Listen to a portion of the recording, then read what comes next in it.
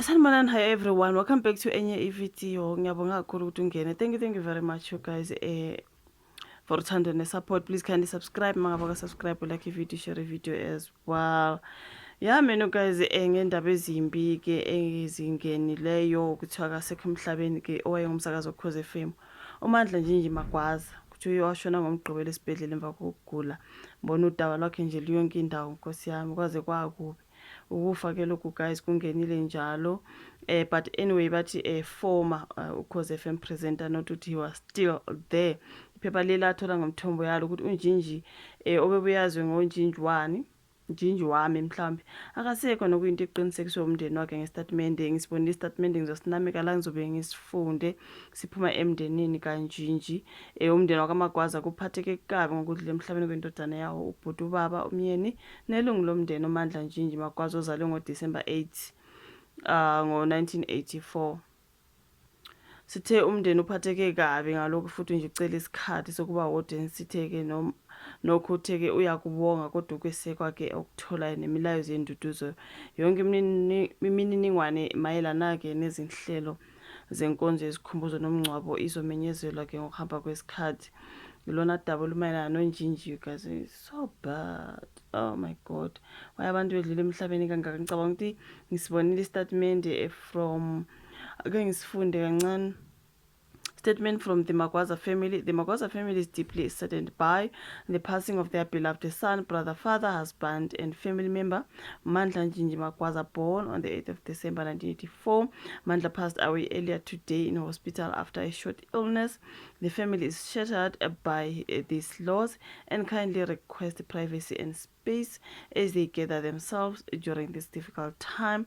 Further information regarding memorial and funeral arrangements will be communicated in due course.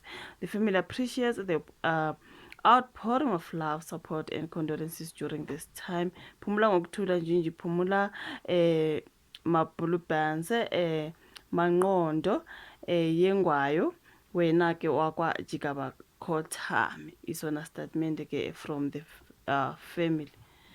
Kwaze kwakubi ukufa khona, you guys, yo kungenile, ukufa kungenile ngoba ngicabanga ukuthi ngeke ngabona njalo ukhona omunye bekukhulunyeke ngokuthi udlulile emhlabeni njalo. Hayi, angazi bafethu, engathi ukufa-ke kubhokile. Nowadays asibone-ke ukuthi kuthiwa ngubani omunye wadlula emhlabeni. Ngibone-ke eposti ngabantu lana ey'nkundleni zokuxhumana. Okay, sikhuluma-ke ngobhuti lana kuthiwa akasekho emhlabeni. Umrepha-ke wakuleli uSinesipho Peter obedume ngelika-Bravo LeRox. Njengoba ngisho ukuthi ngibone abantu ey'nkundleni zokuxhumana bekhuluma ngobhuti LeRox or LeRoux, okay. Izindaba zokudlula kwakhe emhlabeni zidalulwe-ke umndeni wakhe naye ngestatimende noko wangenaba ngokuningi-ke ngembangela yokushona kwakhe.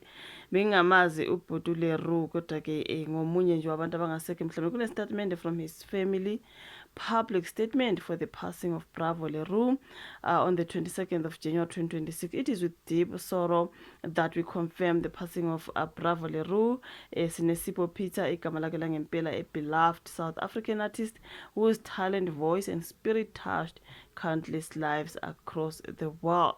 Beyond his artistry, Bravo was a devoted father, a loving son, a brother, a cousin, and a dear friend, a man whose presence and love extended far beyond the stage and into the hearts of his family and those close to him.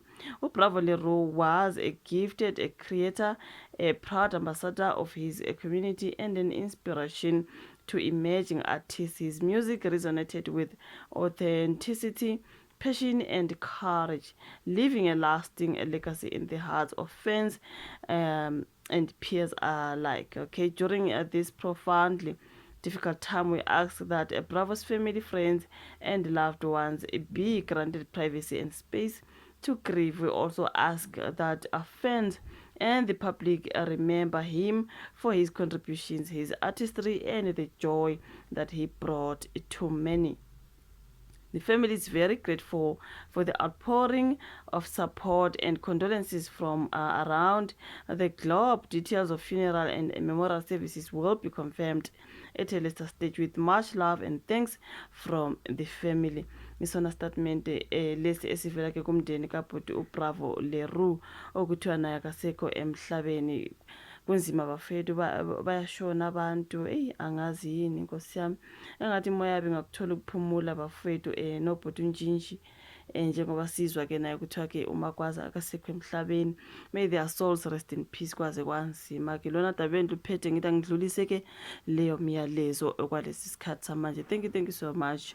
Sizobe simamele ke sizwe about their memorial service ke, mhlambe funeral service, into ekanjalo. Ngiyabonga ukuthi ubuka ivideo, khumbula ukusubscribe, ukulaka nokushare, bese siyahlangana kwesayo. Bye.